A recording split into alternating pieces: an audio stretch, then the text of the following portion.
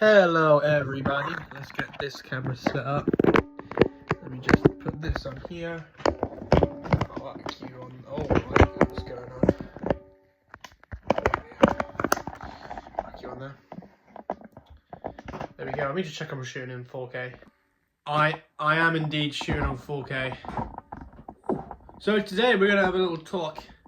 I haven't watched the film, but hello everyone again. Hello, welcome back to the channel.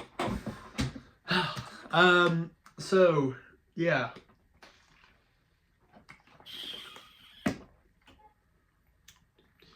If you've checked the title,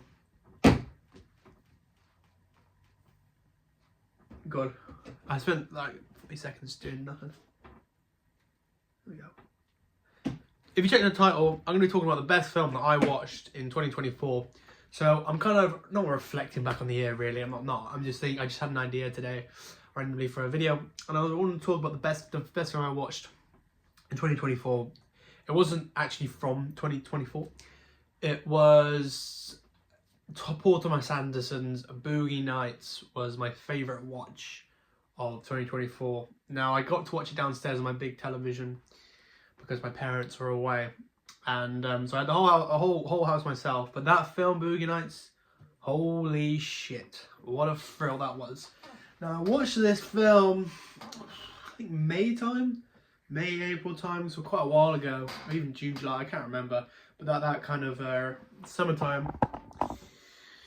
And wow, I mean, that film is absolutely amazing for a number of reasons. The acting in it is amazing. It's very raunchy, obviously, because it's about the porn industry.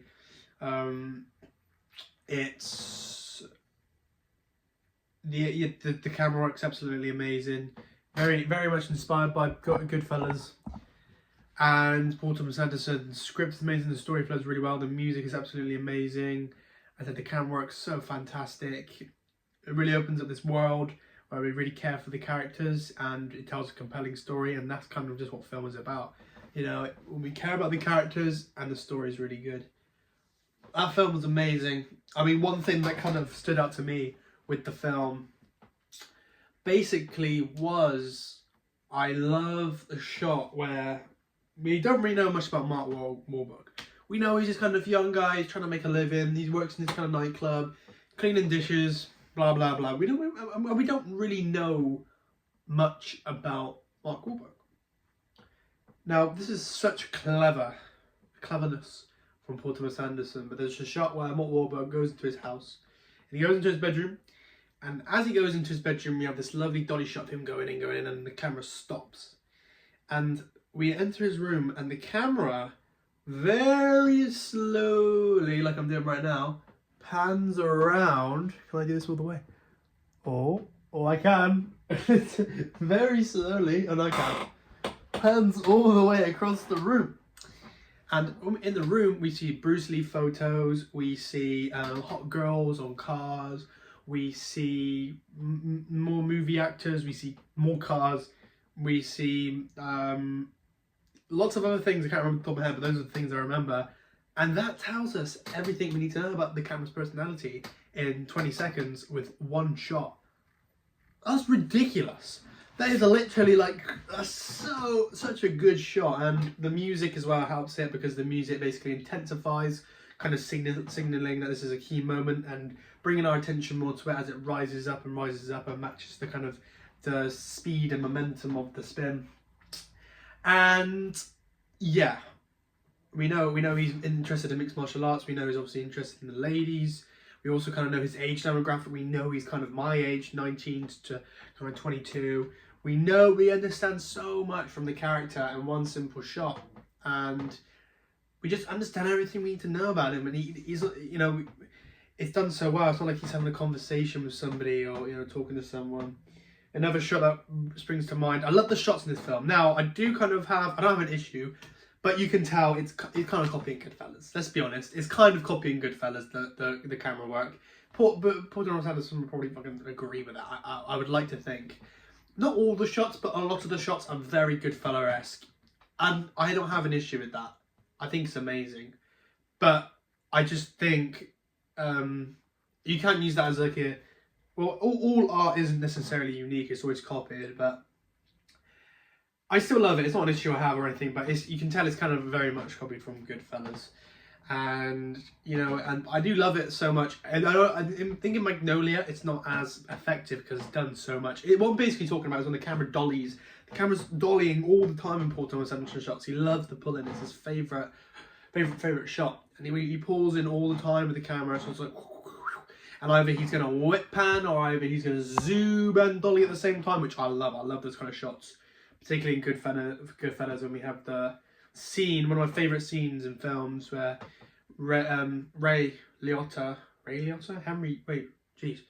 Henry Hill, played by Ray Liotta, is the paranoid. He's on drugs, the FBI are on him, and he is driving, and then there's a shot of him getting into his car, and the camera like the camera dollies left and goes like that, but as it dollies left, it zooms into the car when he flings his bag.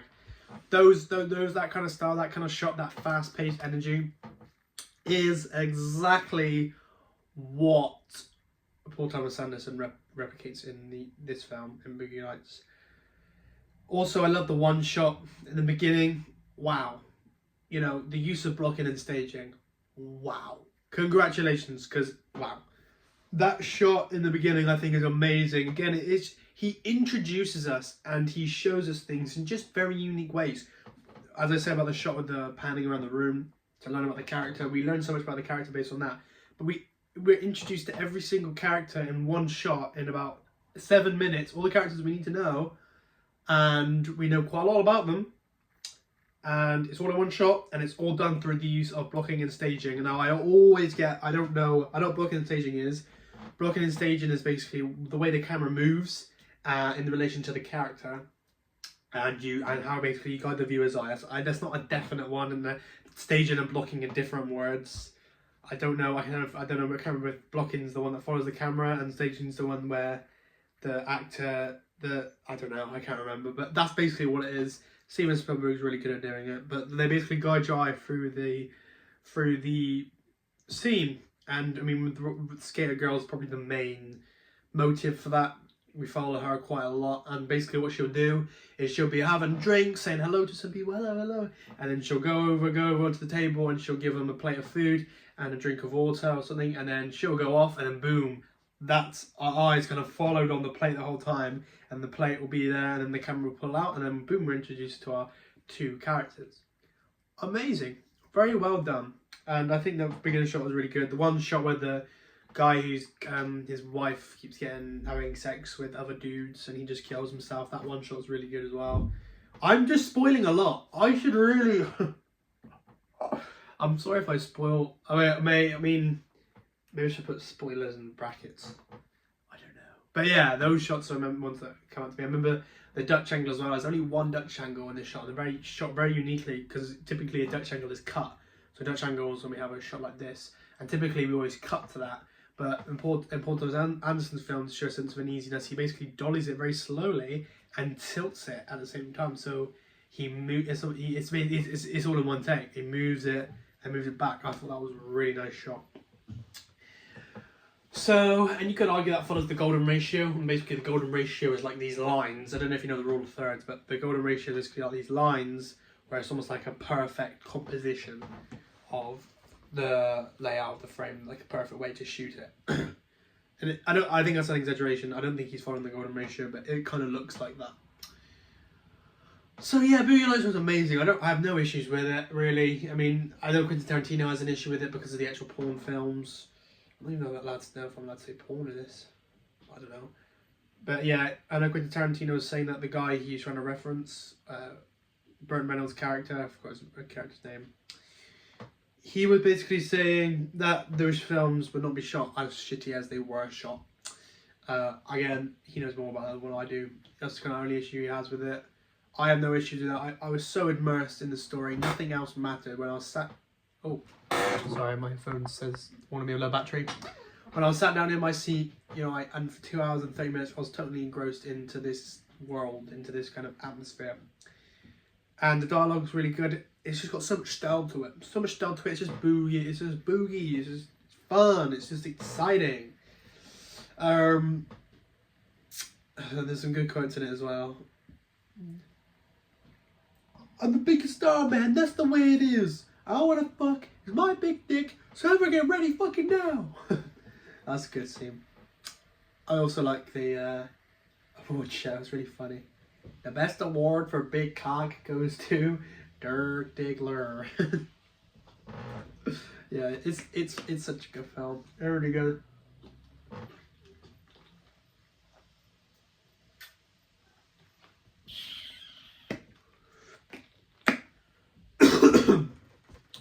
Yeah, I love it.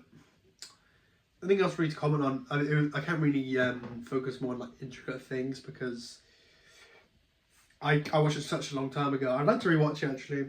Julian Anderson is amazing in this film, so I really like Julian Anderson's performance. Well, everyone's performance it does very well. I think the guy with the long hair, I forgot his name, but the gay dude, I think his performance is really good. I think his kind of performance is a bit overlooked. And I love John C. Reilly in this film. I absolutely love John C. Reilly in Magnolia. I think he's amazing in Magnolia. Magnolia is a different kind of film.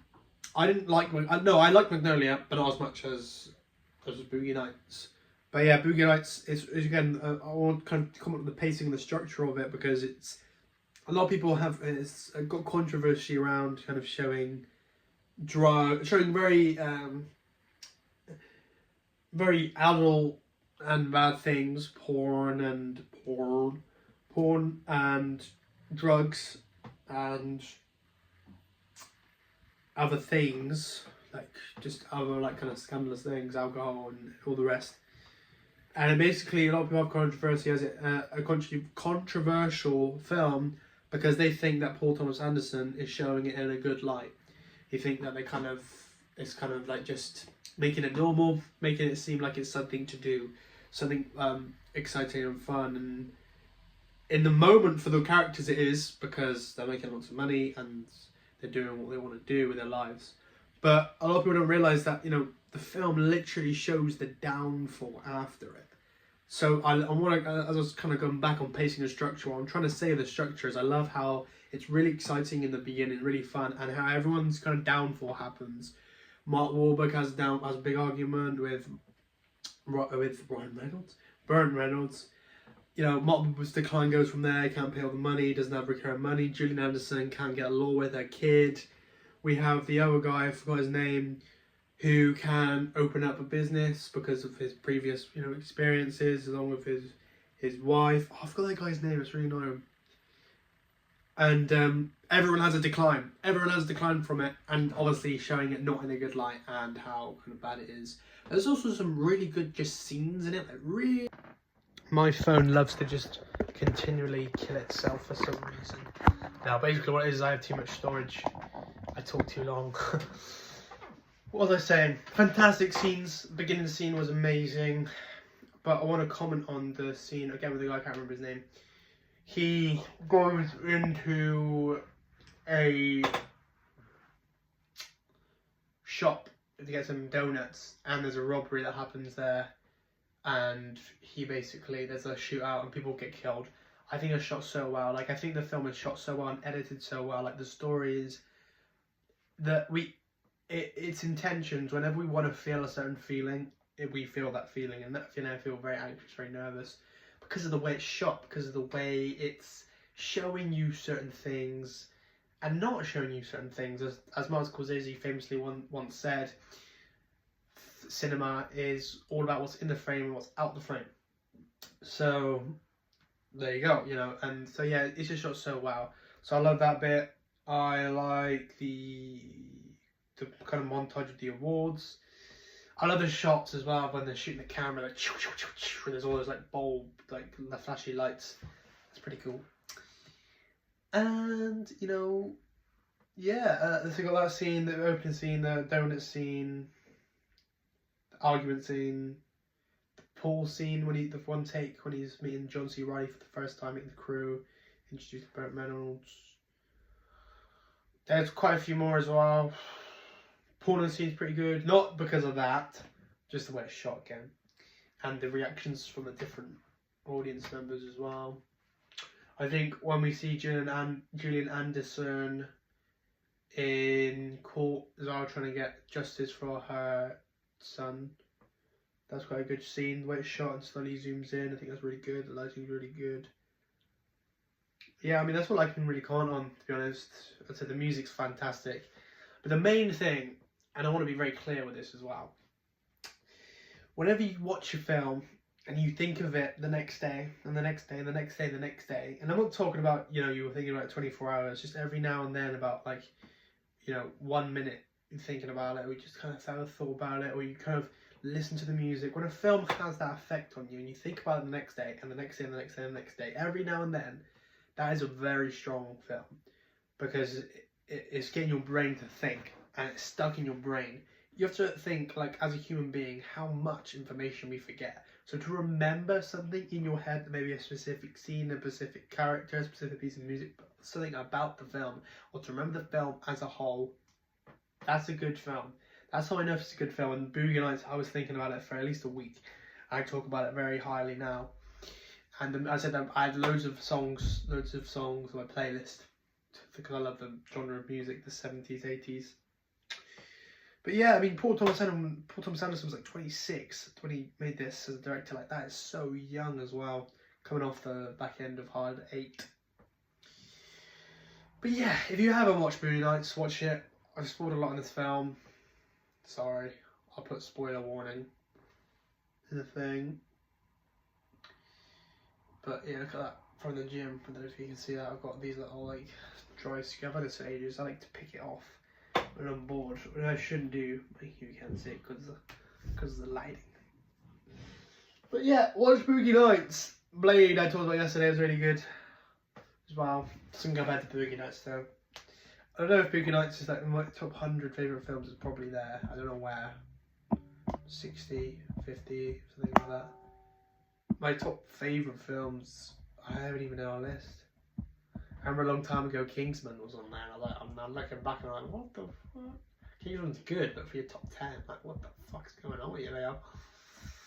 I know Jaws is obviously number one. I mean, it's not even necessarily... That's kind of the thing with favourite films. Our favourite films, typically, most of it, yeah, is because it's a good film, but I think a large portion of it is just because of the way we felt, or the kind of experience we had with the film. That's the reason why. What I'm trying to say here is Jaws is one of my favourite films, and a big reason for why that is because I got conscious of film making.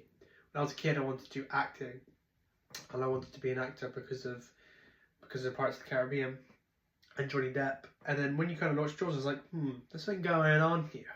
You know, when you're a kid and you're into films, and you have a conscious kind of thought for the first time. It's like, hang on a minute, you know. It's not just the actors going on here. We got something going on, like, behind us. What is that? And I kind of remember asking my mum, what's the director, or like, who's Steven Spielberg? Is that who directed this film, or something like that? She's like, Steven Spielberg. So, director, that sounds interesting. So basically, Jaws made me conscious of filmmaking and why things are done, like why certain shots are done, and to know that there's more than just the actors. There's the camera and loads of there's a big crew. So that's why. I think Shaun of the Dead is probably my second favourite film of all time. It's just absolutely amazing film. I love how it portrays British culture so well. Yeah, Shaun of the Dead, Jaws is some of my favourite films. Of course, my favourite film. Lord of the Rings is up there as one of my favourite films. Terminator 2, Back to the Future. My favourite films are very generic. They're very generic films. Like, they're nothing you've never really heard of. And sometimes I get annoyed because I feel like some people expect me to have this like top 5 and just be really niche 1910 silent films. Like, no, most silent films are boring. Sure, I learn a lot from them, but they are quite fucking boring. A lot of them. Nosferatu wasn't. That was pretty good. And some Charlie Chaplin films are quite good. But the point being, is there's a reason why they're so well known. It's because they're fucking good. It's because they're such good films, and that's why they're my favourite films. You know? So, yeah. Trying to think what else I absolutely love. Usual Suspects, Goodfellas. Goodfellas definitely on there. There's a Party even could be on there as well, you know. The Party is an amazing film. Jack Nicholson's performance is underrated though, but who cares if Jack Nicholson's... I say his performance is underrated, but who actually gives a shit if Jack Nicholson's performance is underrated? Because every single other fucking performance he's ever done in a single fucking film is definitely very rated. So it doesn't really matter, but I just think I love Jack Nicholson in that film. But yeah, I mean, Boogie Nights is definitely there as well. So I'm going to stop rambling on. I hope you guys have a nice day. And I don't know what content I'll make tomorrow. I'll be very tired tomorrow because I've got a lot to do. Long shift. But, I'm going to try Toxic Waste. I got my clapperboard as well. Nice clapperboard. I also got a mini one my sister gave me. Her friend gave it to her and my sister gave it to me. It does have a nice, it's got like a highlighters on it, but you can do a nice click sound with it. It's cool, isn't it? 3, 2, 1, and action! Wait, sorry, that's not actually how you do it. 3, 2, 1, action, there we go. Let's try Toxic Waste, because I've talked about what I want to talk about. You can click off if you want to, I don't care. I'm going to have a Toxic Waste. No reaction, light work.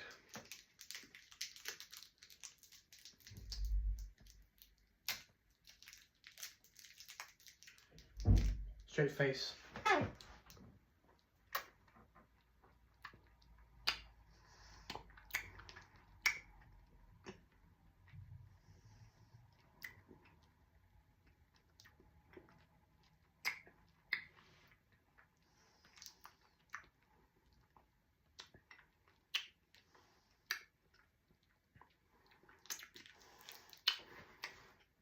There we go.